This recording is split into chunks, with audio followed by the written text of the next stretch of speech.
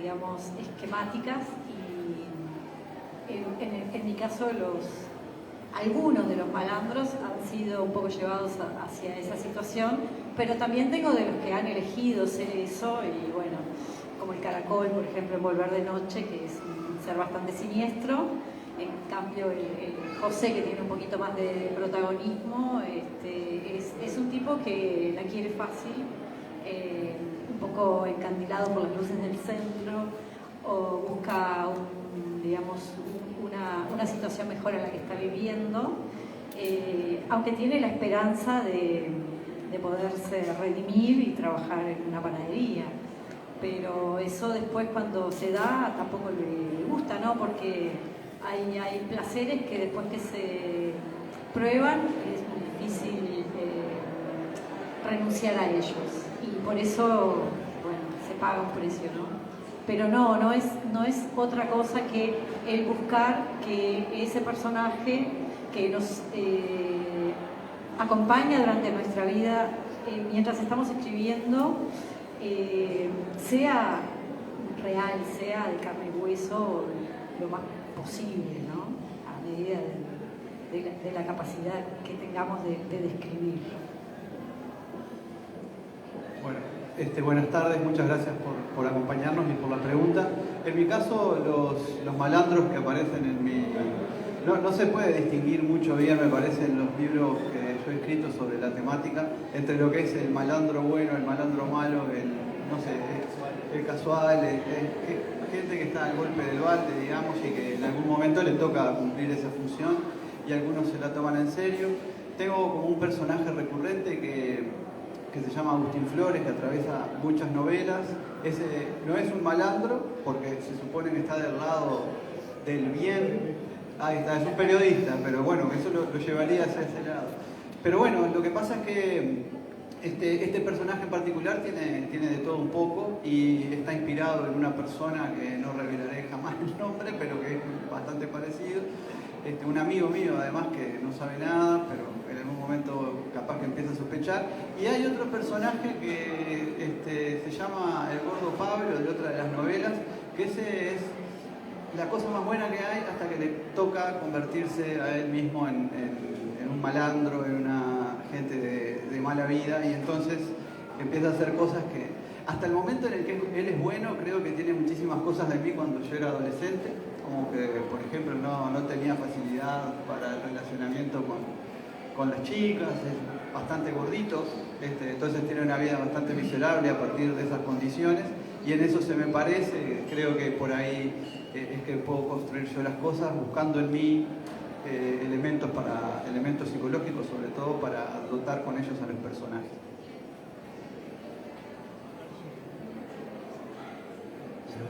Sí. Bueno, buenas tardes, muchas gracias. Gracias a mis compañeros también, y a la gente de Ernesto y Agustina, que hace tiempo que están cinchando y son hinchas del género negro vernáculo. En mi caso, el personaje recurrente que cierro ahora con Papeles Viejos es Audulio Barreras, que es como un hombre, a mí me gusta pensarlo como un tipo entre dos mundos. Es un ex policía, su historia personal lo lleva a ser un convicto y luego un ex convicto, juega al detective privado en algún momento, y bueno, tiene un pie en cada lado, y sí, es un hombre bueno, digamos, en el fondo, porque de algún modo él quiere reparar las cosas. Y me parece que ahí es donde termina apareciéndose, tanto en el caso del personaje de Cecilia como el de Pedro, el colega Agustín Flores, colega por lo de periodista, ¿no? Y por lo de malandro. Bandido, malandro es como muy fuerte. Digo, es gente justamente que busca reparar, y me parece que es un poco el arquetipo de la figura del detective, por ejemplo, en los clásicos de la serie negra, ¿no? Aquella que nació en la década del 30, 40, 50, Raymond Chandler y su inmortal Philip Marlowe, ¿verdad? Del que en mi caso Obdulio es como una especie de remedo criollo, medio mal terminado, mal hecho así a los apurones, muy a lo uruguaya en una palabra. Y tienen eso, ¿no? Son tipos que navegan entre dos aguas y que a su juicio tratan de reparar y restaurar las cosas y ponerlas en un cierto orden, porque eso es la disrupción del crimen, en definitiva, ¿no? Y que por otro lado tanto nos fascina, porque la verdad es esa, en el fondo, por algo seguimos el género criminal o novela negra o como ustedes quieran llamarle, porque en realidad se llama de muchos modos y cada uno tiene sus propias definiciones e historias propias como género, pero es como una especie de contraespectáculo que nos fascina. Y estos personajes son los que nos llevan de la mano a ver ese espectáculo, de alguna manera. Así operan en estas historias que contamos. Yo creo que es un poco eso más. Ayer justo estuvimos en este mismo lugar hablando con Horacio Convertini y Rodolfo Santulo y hablamos un poco del lugar del humor en la novela negra. Y ellos lo que mencionaban es que la novela negra latinoamericana por lo general es muy graciosa y nos burlábamos como diciendo, bueno, es la forma de sobrevivir que tenemos los latinoamericanos. ¿Qué lugar le dan ustedes al humor en sus libros, en sus novelas negras?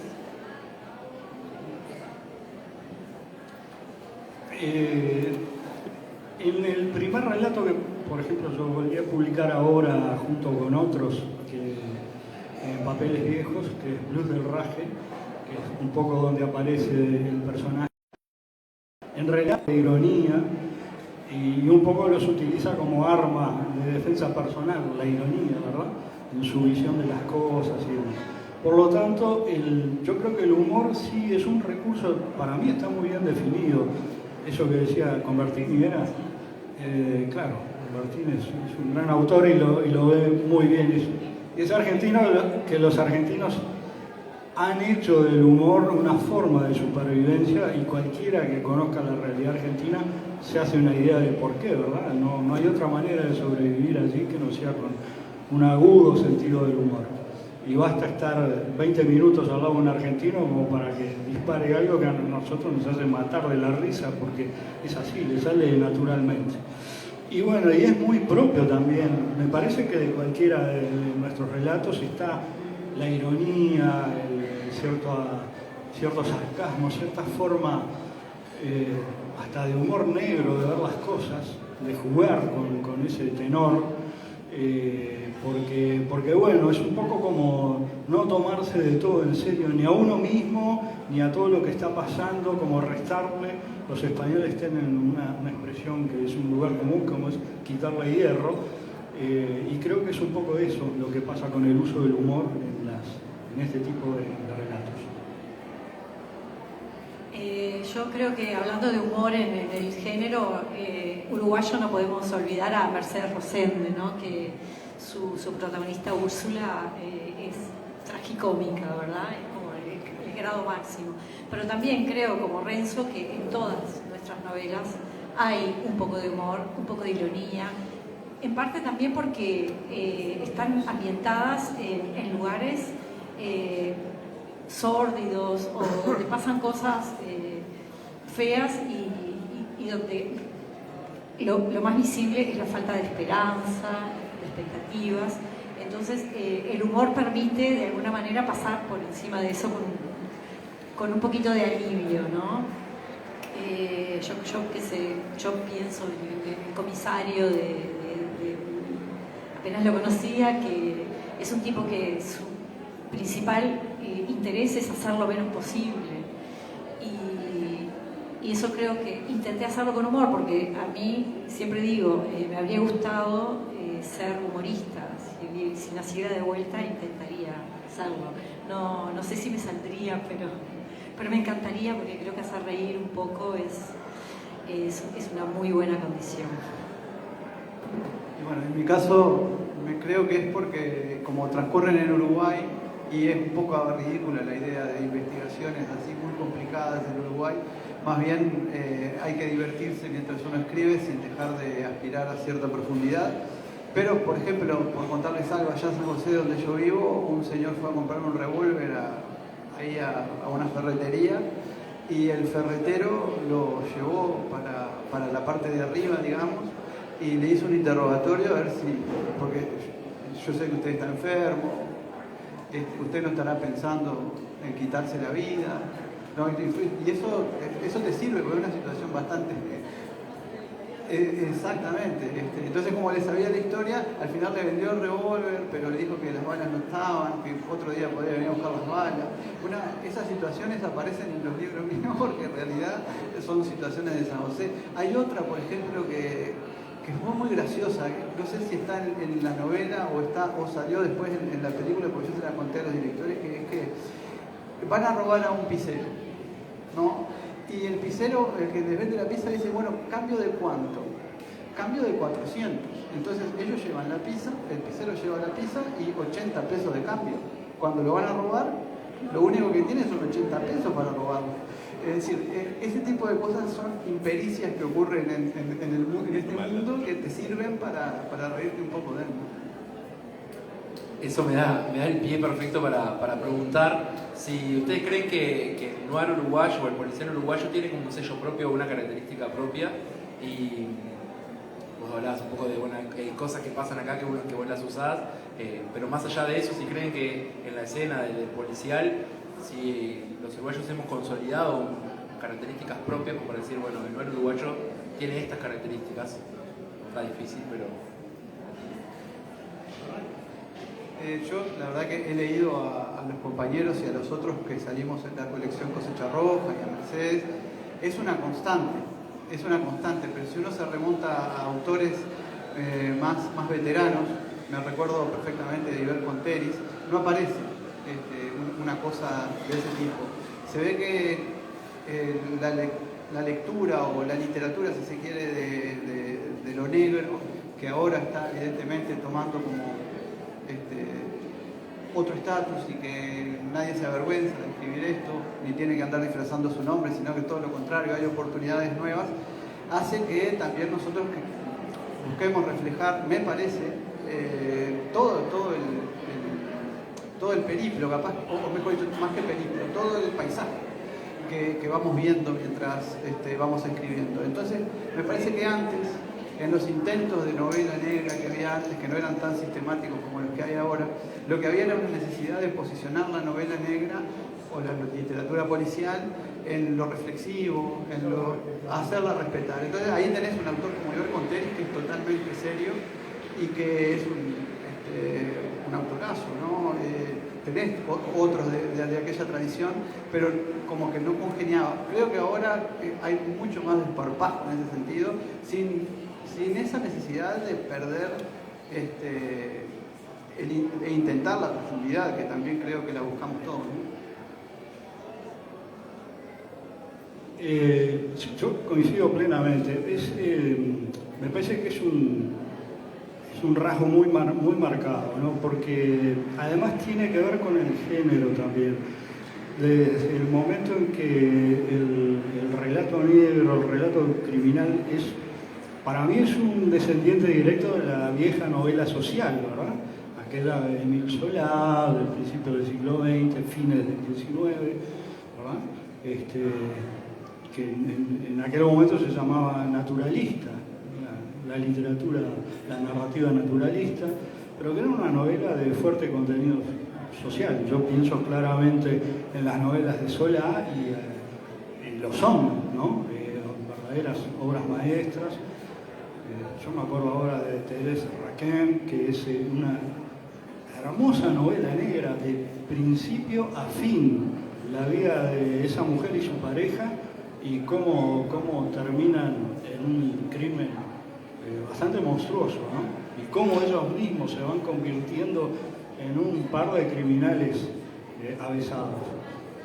Y bueno, evidentemente Solano pensaba en el género, yo no sé si lo tenía muy presente, aunque estaba en el aire ya el género policial. Pero quiero decir, son cuestiones bastante inherentes al género y me parece, ahí coincido también con Pedro, en que en estos últimos años me parece que los autores que intentamos transitar por acá nos sentimos menos obligados a mostrar que somos respetables, que somos autores serios y que estamos haciendo literatura y por favor invítennos a casa y a la cena en lo posible, que no vamos a hacerlos pasar vergüenza, ¿verdad? Que es un poco lo que todo el prejuicio que ha rodeado a este género, que es bastante bastardo, por cierto, y así nació, y bienvenido sea, y yo celebro que sea así y que siga siendo así. Pero es literatura, y a mi modo de ver, buena parte de la mejor literatura moderna está escrita dentro de este género o de estas claves, ¿verdad? De realismo, porque también es una literatura muy realista. Entonces, sí, me parece que podemos utilizar herramientas como el humor sin sentir que quitemos o restemos profundidad o una mirada más íntegra al entorno social, por ejemplo, y a la psicología de los personajes, en fin, a toda esa paleta de colores distintos que debe tener una buena narración. Porque para que sea buena y recordable y para que sea literatura debe tener una paleta muy amplia, ¿verdad?, de colores. Así que pienso que sí, que va mucho por ese lado. Bueno, yo creo que una de las cosas que define a la última escritura de este género es el paisaje que es el paisaje que vemos, ¿no? O que tenemos cercano, sea San José, sea Atlántida o Montevideo, ¿no? En el caso nuestro, los barrios de Montevideo, hay una presencia bastante fuerte y una influencia de ese paisaje sobre la trama directamente, ¿no? Y otra cosa que creo es que en general están ambientados en los últimos años.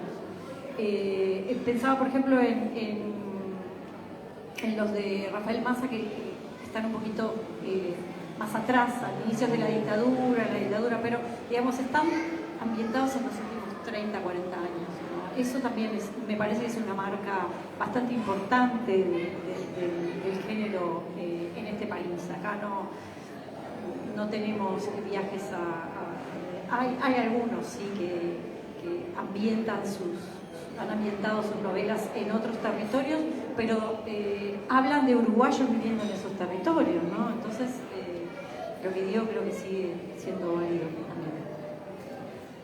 En nuestro país pasan algunas cosas bastante sórdidas, bastante jodidas.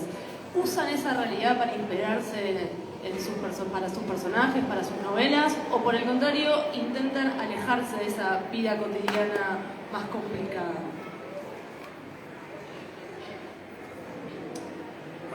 En mi caso, como periodista yo abordé, digamos, la realidad y además fui durante muchos años cronista policial también, específicamente. Área de periodismo a la que llegué deliberadamente, buscando, con inquietud de escritor en realidad, buscando ver de cerca, sin que me lo contara nadie, lo que realmente pasa en la escena. Y bueno, indudablemente, como decía Cortázar, mi novia es la realidad. Y él escribía relatos fantásticos, sin embargo, en su literatura fantástica, lo cotidiano, lo real, era su punto de partida siempre. Así que yo veo de manera indisociable nuestra realidad inmediata y lo que está ocurriendo, esa mirada a lo que nos rodea, que decía Cecilia recién.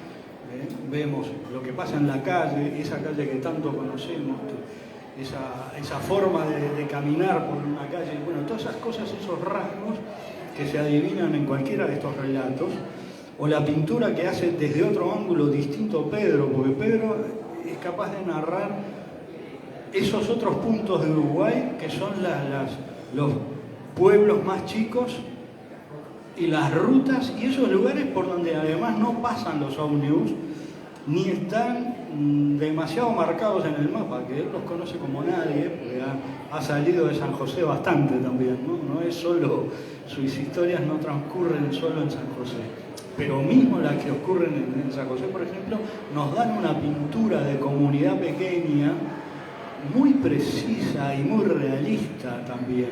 Por eso interviene ese carácter que tiene nuestro interior, que es tan inconfundible, que solo puede ocurrir acá. Bueno, es algo que se trasluce en la literatura de Pedro, que se ve muy bien, así como la que escribe Cecilia se ve más lo urbano, aunque también aparece la frontera con su realidad tan peculiar, ¿no? En fin, aparece el Uruguay, lo nuestro, que es lo que intentamos contar desde otro ángulo, ¿verdad? Desde el menos amable, si ustedes quieren. Yo, en primer lugar, que no es que creo ninguno de nosotros diga voy a escribir sobre tal noticia que leyó, sobre tal situación, porque no sale así, ¿no? O sea, hay algún tema que inconscientemente nos atrapa y por ahí lo escribimos. Después que se terminó, ves que aparecieron cosas como las que dice Renzo, de la realidad que todos vivimos, ¿no? Pero no es que haya a mí me encantaría poder escribir una novela sobre muchos de los trabajos periodísticos que han salido últimamente, sobre corrupción, sobre narcotráfico y esas cosas, pero no me salen otras cosas. Pero, digamos, si lo miramos de afuera, después vemos que toda esa realidad se filtra, es imposible escapar a ella, porque aunque no la describes, aparece.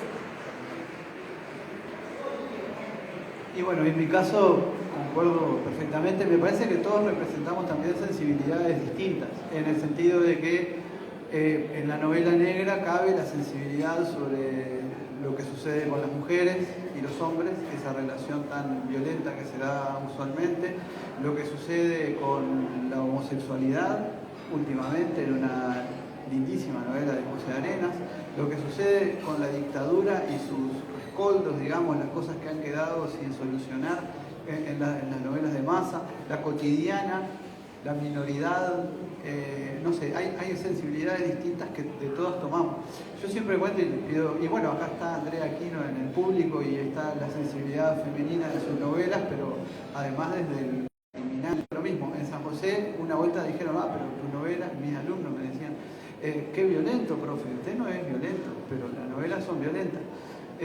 Bueno, yo no, se ve que algo Lo más... que pasa es que usas lentes negros. Claro, es un poco tendría que intimidante. explicar por qué, pero eso es parte del misterio. Bueno, no, la cuestión es que violento, le digo, pero ¿y vos no te enteraste que en la otra vez apareció una cabeza al lado del río San José? A las pocas semanas apareció un cuerpo quemado en un acto, en violaciones todos los días. Yo me crié con los cuentos en Tranqueras Coloradas de un pariente que había enterrado a su nieto, hijo de su hija, bebito, al recién nacido por el deshonor. Me crié con los cuentos de degollados y bueno, todo eso es parte de una realidad que nutre una especie de compost agresivo, violento, que si no fuera por el humor que uno a veces utiliza, sería como intransitable poder escribir de eso, porque la verdad que son imágenes como muy fuertes, y lo que está pasando hoy es parte de una tradición que o bien no vimos o no quisimos ver, pero que tiene cientos de años. ¿Sí? Novela negra es La tierra purpúrea de Hudson, que la tierra queda roja de todos los degollamientos, ¿no? Novela negra puede ser la obra de Lucic, yo qué sé, hay tantos autores que han escrito sobre este asunto y que viene arrastrando esta sangre que viene corriendo en el territorio uruguayo en los distintos lugares. Y lo último en referencia a esto, me dijeron una vez que una de las escenas de una de las novelas era exagerada, en el sentido de que cómo va a haber agrupaciones de camioneros que cometan crímenes. Y cómo no, le digo, vayan al sur de Brasil, donde hay agrupaciones de camioneros que se distribuyen por cuadros de fútbol y y que tienen sus señas, parecen verdaderas logias andantes que además trafican, comercian, hacen todo, tienen todo como un cargamento paralelo, digamos, y se cubren entre ellos. La novela negra brasileña es alucinante. Se reconocen entre ellos sin haberse visto, ¿no? Y bueno, y apuntamos eso de Renzo también, en esos lugares uno se inspira. ¿Dónde no se va a inspirar? Uno va en Chuy. Y si no te inspiras, pero no es necesario. Abrís la puerta y casi que la historia te golpea, ¿no? Ahí capaz que retomando esto, Natalia del Club de Lectura nos acercaba la pregunta de qué temáticas o qué temas que no han tocado aún en sus novelas les gustaría tocar y no se han animado o están intentando para futuras producciones.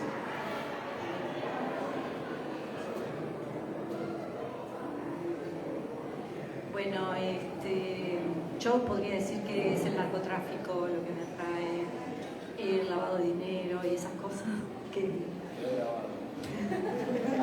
que son un poco, digamos, complicadas técnicamente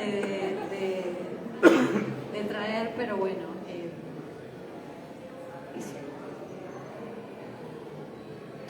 Ya está, marchaste. Te vienen a buscar. No, el tema del narcotráfico está presente por fuerza, lo hemos visto crecer. Yo traté de registrarlo en alguna novela, por ejemplo en Simple Arte de Caer. La historia de fondo es la de un líder narco pequeño de Cerro Norte en disputa con otro por una cuestión territorial y además ambientada específicamente posterior a la crisis entre 2002 y 2004, ¿no? Cuando empezaba a agarrar fuerza el tráfico de pasta base, que eso se empezaba a ver y bueno, ha ido escalando y ha ido volviéndose más violento. Ahora es una realidad bastante compleja y que se parece cada vez más, es una mezcla, sobre todo de Rosario, quienes conocen la ciudad de Rosario y todo lo que está pasando allí, además de tener como muchos lazos de identidad en común, es una preciosa, hermosa ciudad. Hay como una cosa geográfica que nos hermana por el tipo de ciudad que es. Hermosa ciudad que además ha dado lugar a lumbreras increíbles, ¿no? En las letras, en la música y demás, para qué hablar. Pero bueno, está pasando también a una escala aún mucho mayor, mucho peor, donde además se mezcla con una corrupción desenfrenada totalmente. Que acá vemos todavía a niveles menores, pero existentes e importantes. Así que ese es como un tema inagotable. El tema de violencia de género también. Pedro lo señalaba de algún modo. Y los crímenes de odio, que por ejemplo involucran tanto a cuestiones raciales como homofobia, por ejemplo. Eso está. Yo también intenté reflejarlo en alguna de las novelas del ciclo, como 100 veces muerto. Pero son cosas muy... Nosotros tuvimos un asesino serial de travestis que nunca cayó preso. Tiene varios casos. Me lo dijo un policía muy importante que ya no está con nosotros, que lo investigaron, nunca lo llegaron a agarrar. O sea, uno lo cuenta y parece que está fabulando y contando una... Pero bueno, ahí está. Ese tema nunca se cerró. Y existió, y han aparecido, y como son casos que quedan subsumidos y que tienen o tenían hasta hace relativamente poca prensa, digamos, han quedado allí sin resolver también. Y además ocurren en una esfera muy marginal de la sociedad por cuestiones que deberíamos abundar por qué y por qué ocurren de esa manera. Quiero decir, el panorama es tan vasto, tan amplio y la realidad siempre se impone en unos términos. Bueno, el tema que abordó, por ejemplo, Andrea Aquino con la novela excepcional que escribió ella, Carga Viva, trata de personas, tráfico de mujeres, es pesadísimo ese tema y también tiene muchas cuentas sin cerrar en este país desde hace décadas que viene pasando, ¿no? Todos esos temas se habrá tela para cortar, como se dice habitualmente dentro del género, ¿no? Sí, sobran, y a la vez creo que también hay especializaciones dentro de los que escriben abordando. A mí me gusta, por ejemplo, mucho el criminal de barrio, el que por ahí te mató a uno, pero es visible porque lo mató y va preso y después sale y capaz que mata a otro. Creo que una deuda pendiente en mi caso sería poder escribir del otro tipo de criminal que mata, pero vos no te das cuenta, porque te va de $1 millón con la empresa que vos no podés darle a un hospital, y entonces mató a 4 o 5 que llegaron necesitando determinados servicios de ese hospital y murieron, pero el tipo no es culpable de nada. Entonces me gustaría un poco hurgar en eso, que es lo que estoy investigando ahora, a raíz de que allá en San José hay una familia que ha pasado fundida siempre, pero es una forma rara que tienen de fundirse, porque siempre es con camionetas, con casa en la playa. Entonces ellos han estado fundidos, pero siempre viene el Estado, ellos evaden a cara de perro en muchas cosas que hacen, y uno dice, bueno, ¿y esta gente cuándo va a pagar? Ellos no son crímenes, no, porque tienen ropita con la cosita acá, tienen, yo qué sé, andan en tremendas negocios y cosas, y tienen prestigio, e integran muchos de ellos lugares sociales de privilegio, ¿no? Es que bueno, el que siempre va preso, perdón que te interrumpa, pero el que siempre va preso es el pobre, ¿no? El pobre, el que robó 1.000 pesos va preso, pero... Exacto, entonces bueno, esa convivencia me interesa porque yo la veo cada vez más fuerte en el pueblo, ¿no? Retomando esto de malandras pero buena gente, por favor, leemos policial pero somos buena gente, siempre es importante aclararlo. ¿Les parece que hay un lugar de redención en la novela negra?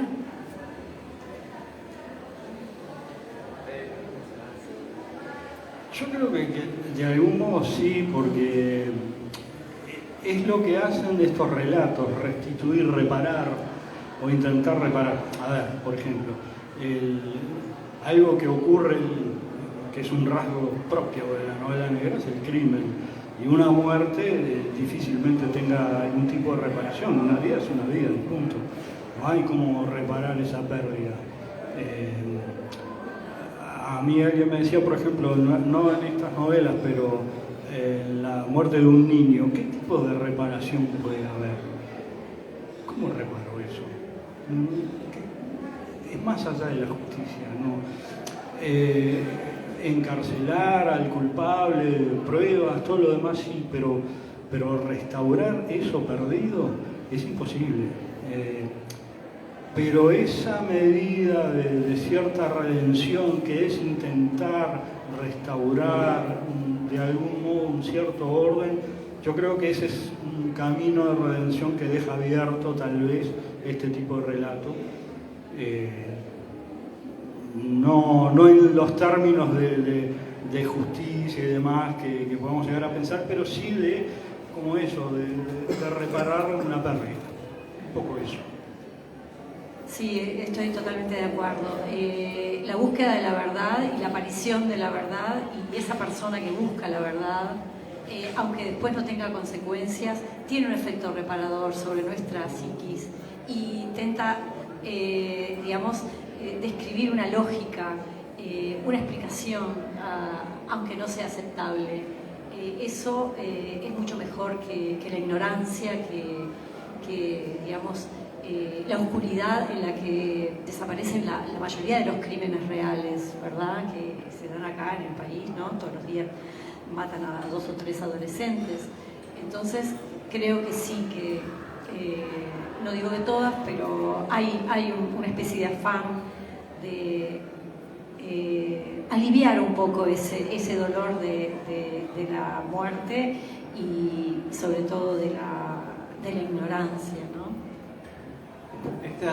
Esta pregunta es como muy movilizante, para mí por lo menos, porque una de las funciones de la literatura es la catarsis, y creo que los primeros que nos redimimos somos los que estamos escribiendo en ese momento, porque tenemos un mundo fluyendo en nuestra mente, que es un mundo a lo mejor desajustado, ¿no? Que buscamos ordenar a través de las palabras que ponemos en las novelas. Y en esa construcción uno fluye con ese mundo y puede distanciarse de él, y puede regresar a su familia, y puede regresar a su casa, sus ocupaciones, sin el trauma de no haberlo expresado. Yo pienso que no poder expresar esa violencia que está en nosotros y que nosotros percibimos y que tanto nos perjudica ser conscientes de ella y no poder expresarla, entonces por ahí está la redención de uno mismo. Después está la redención del lector, que es capaz de entretenerse, que es capaz de pasar bien, ¿no? No es una redención moral, pero sí es un aprovechamiento del tiempo. Una novela es sobre todo tiempo, que nadie le devuelve a la persona que lee, ¿no? Entonces ese tiempo le va a faltar cuando se esté muriendo. Después va a decir, estuve como 4 horas leyendo una novela del pedo y me estoy por morir. Entonces ese tiempo que invierte el lector es para agradecerlo. Y después está la redención de la posible redención de los personajes, que es el famoso camino del héroe, ¿no?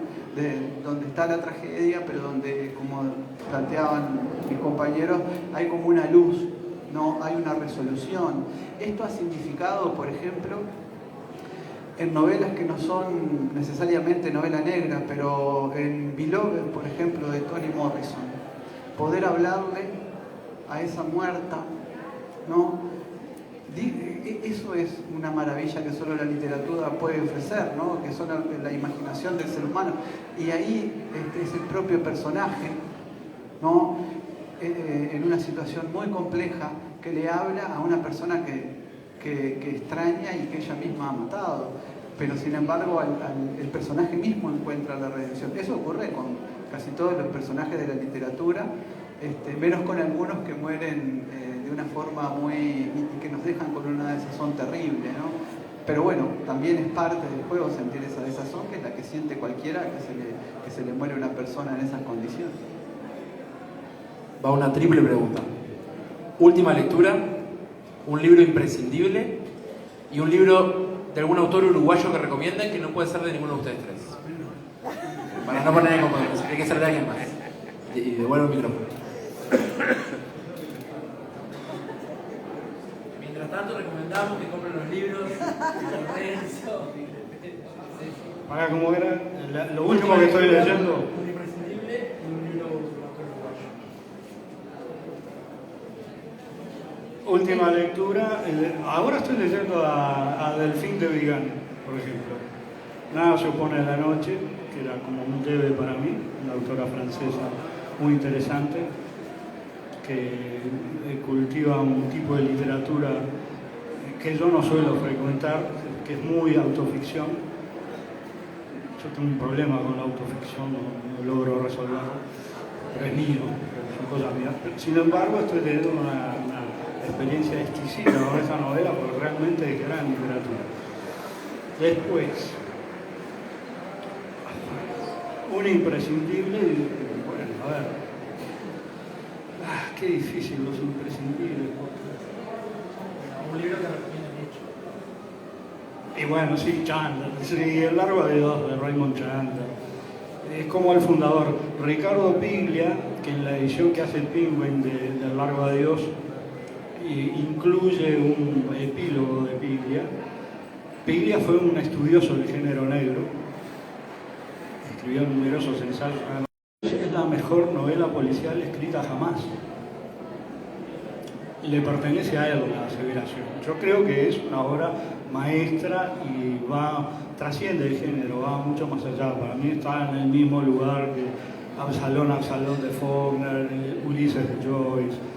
En fin, los grandes de la literatura del siglo XX, bueno, en el mismo lugar está El largo de Dios. Así que para mí sí, es un imprescindible junto con esos otros. Y después de un autor uruguayo, que una buena experiencia de lectura, casi siempre, que no sea ninguno de nosotros tres, yo recomiendo la última novela de Rodolfito Santulo, en cierta forma de su relación con esta orilla, con esta parte, porque la mirada es muy desde acá, pero el relato es fantástico, es un relato inolvidable. Bueno, yo ya tuve tiempo de pensar. Una novela que estoy leyendo es una autora norteamericana maravillosa que me la presentó Renzo. Se llama Bonnie Jo Campbell. Un libro que se llama Madres, avisad a vuestras hijas. Es un conjunto de cuentos que tratan la maternidad real en contextos difíciles. maternidad sin romanticismo, digamos.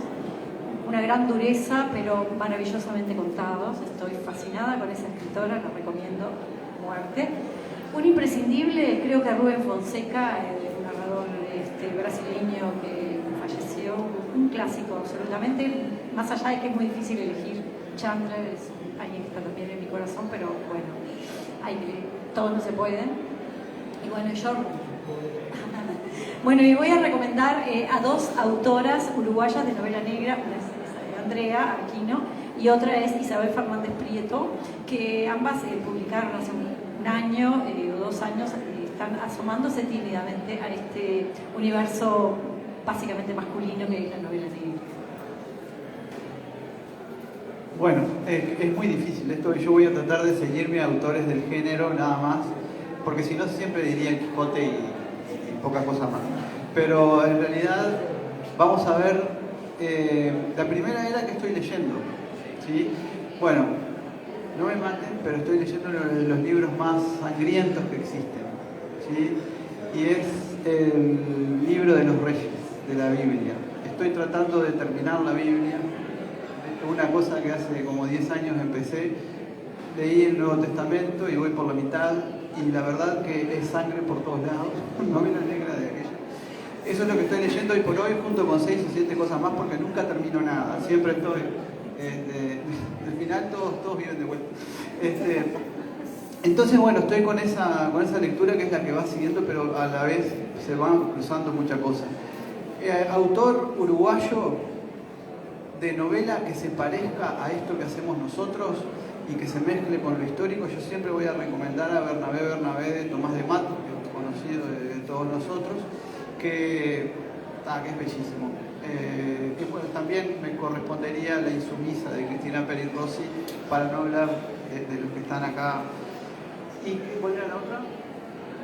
Un imprescindible para mí, Cormac McCarthy, que murió el año pasado, el premio Nobel que no fue, igual que Borges y tantos otros. Bueno, Cormac McCarthy tiene esta novela La carretera, o No Country for Old Men, o Meridiano de Sangre, o todas esas novelas que son... y él tiene un hijo literario que se llama Nick Pizzolatto, que tiene una excepcional novela que se llama Galveston. Y dejo por ahí porque es de True Detective, exactamente. Voy a cerrar con una pregunta un poco más descontracturada, porque por un momento nos pusimos un poco serios. ¿Con qué personaje de ustedes se comerían un asado? Y con esto cerramos. Aprovecho mientras la gente piensa, gracias por venir. Y bueno, aprovechen, compren los libros en el stand de Uni, aprovechen que es el último fin de la Feria del Libro. Gracias. Paso. Yo con Loli, que es la adolescente esposa del personaje de Volver de Noche, tomaría un asado con ella y le preguntaría de dónde saca tanta energía. Bueno, en mi caso comería un asado con el gordo Pablo, que es como yo cuando era chico. Entonces es un tipazo que pagaríamos a media. Y bueno, yo con el gran amigo de Obdulio, que es Héctor Juan Caballero, que hace muy buenos asados, que le da además cobijo, le da una casa donde vivir, le cuenta historias y además le pega, lo cuestiona, que es lo que hace un buen amigo, te moviliza, te pega cuando te tiene que pegar y hace buenos asados. Muchísimas gracias.